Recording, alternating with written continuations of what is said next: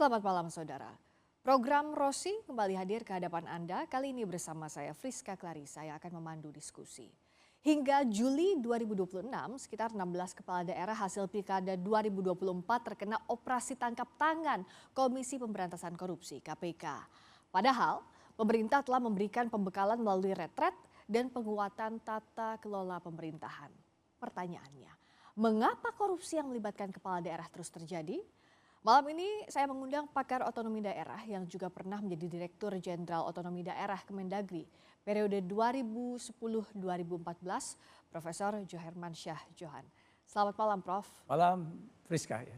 Terima kasih sudah hadir. Ya, kita mulai dulu dari kasus belasan kepala daerah hasil Pilkada 2024 ini terjaring OTT KPK.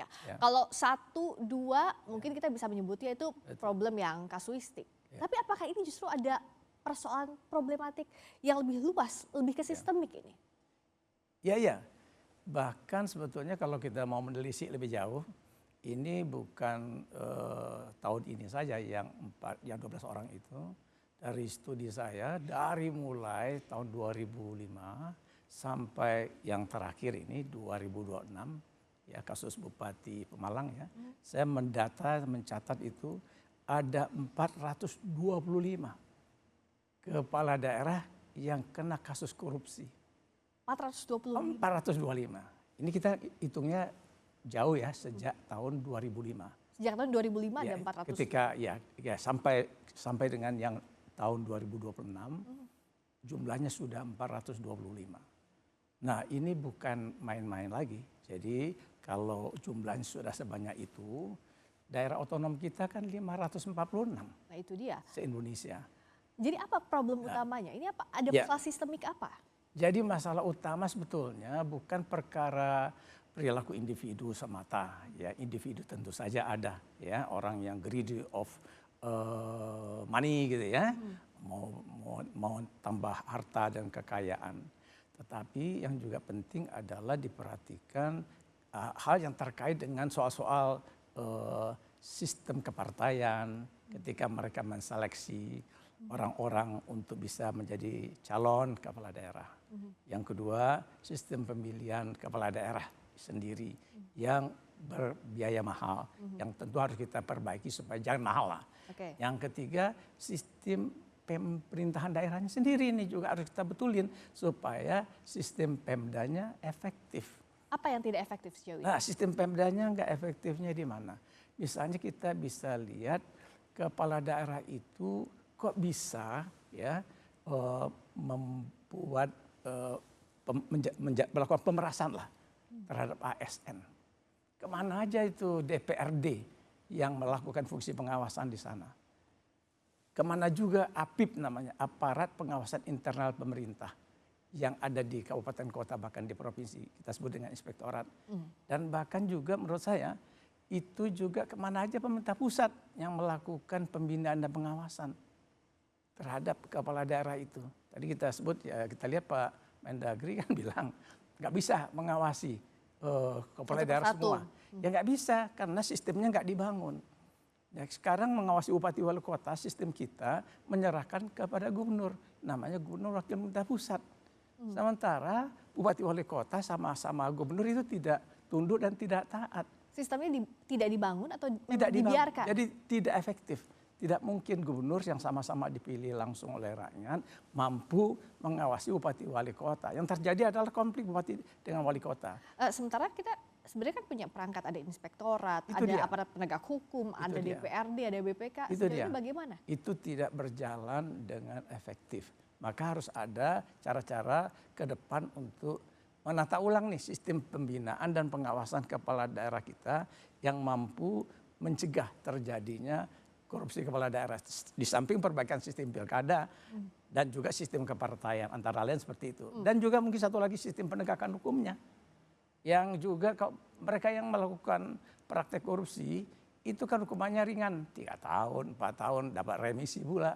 Kemudian di penjara juga bisa hidup nyaman. Meskipun ada pembekalan retret misalnya kepada kepala daerah agar menjalankan program, selain itu juga integritasnya digembleng di sana. Menurut pemerintah pusat. Nggak memadai, Kenapa? Nggak memadai sama sekali. ya harusnya pendidikan namanya orientasi atau kursus ya kepada kepala daerah itu tidak bisa hanya seminggu ya, tidak bisa hanya sekali setahun, tetapi harus berulang-ulang dan tidak bisa metode kelas besar ya 500 orang dikumpulin kemudian mereka suruh dengerin.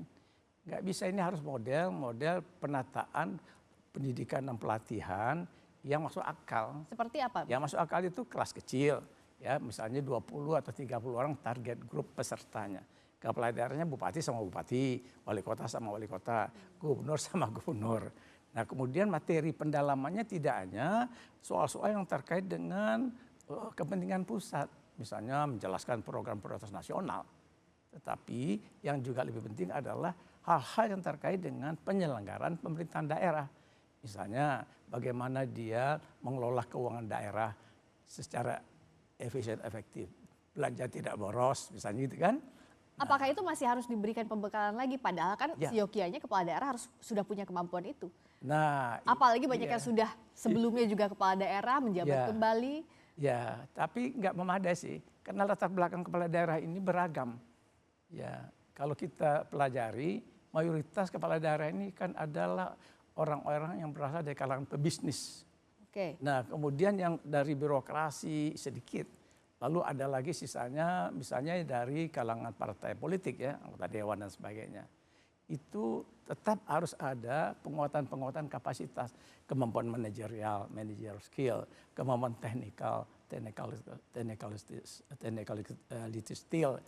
skill, lalu juga soal-soal terkait dengan budaya, ya budaya kerja yang memang pro anti korupsi lah. Itu harusnya dimiliki oleh kepala daerah dan terus dipantau. Nah tapi bicara soal yang harus dipantau adalah modus korupsi ya. Kalau Ketua KPK bilang bahwa dari beberapa kepala daerah yang terkena proses penegakan hukum berdasarkan analisis yang didapatkan dari keseluruhan di KPK, ternyata sebenarnya modusnya hanya itu-itu saja. Kembali pada modus-modus konvensional, cuma kemudian dikemas dengan cara yang agak sedikit baru. Ya kalau modusnya sudah tahu, kalau polanya sudah diketahui, kok ya susah sekali untuk stop korupsi ini. Nah itu dia yang kita coba pelajari ya, modusnya itu antara lain dia bisa melakukan korupsi dalam pengadaan barang dan jasa. Kemudian modus yang lain adalah perizinan. Yang ketiga sekarang itu yang paling banyak juga adalah jual beli jabatan. Ini kan sudah lama diketahui. Ya. Nah tetapi kita lumpuh pengawasan kita. Misalnya nggak harus tahu mengawasi siapa. Misalnya APIP, aparat pengawasan internal Pemda, namanya inspektorat. Tapi inspektorat itu bagaimana dia mengawasi bupati atau wali kota atau gubernur? Inspektorat kita itu diangkat oleh kepala daerah. Ada relasi kuasa jadi nggak mungkin. Nggak mungkin dia bisa mengecek power kepala daerahnya. Jadi itu mandul.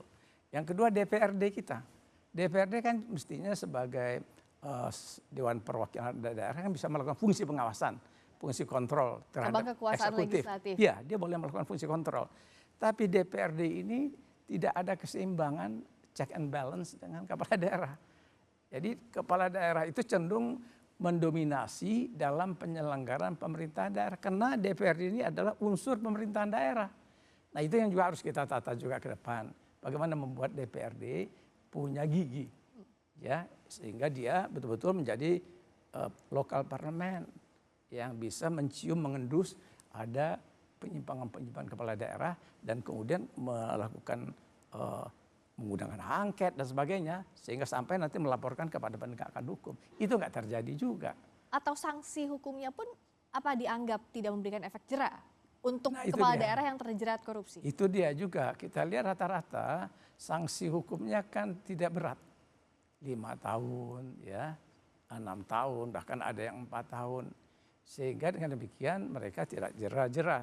Bahkan dibolehkan lagi setelah mereka lepas dari tahanan, dari penjara, narapidana itu boleh juga maju, asal minta maaf. Running lagi dia untuk jabatan kedua, terpilih lagi. Ini kan sistem rekrutmen yang juga kurang bagus, di samping sistem penegakan hukumnya lemah. Harusnya hukum harus berat, kalau saya, 2 kali lipat itu kepala daerah itu hukumnya daripada hukuman rakyat biasa. Kalau Karena punya amanah lebih besar itu juga. dia. Kalau rakyat kena hukum 5 tahun, dia 10 tahun. Kalau 10 tahun rakyat, dia 20 tahun. Karena dia pemimpin. Itu Friska. Nah kalau bicara demikian, sejauh ini apakah Prof tidak melihat ada perbaikan sistem hukum, memberikan efek jerah? Apa yang menjadi masalah Not at all. Enggak ada perbaikan. menurut Prof kenapa itu tidak dilakukan dan tidak Enggak ada political will-nya, enggak ada. Ya, jadi political kurang, lemah sekali. Oke, karena tidak ada political will, kalau begitu siapa yang semestinya punya political will untuk mengubah sistem ini? Nah, harusnya pemegang kuasa pemerintahan, pemegang kuasa politik ya. Jadi misalnya pembentuk undang-undang kan DPR.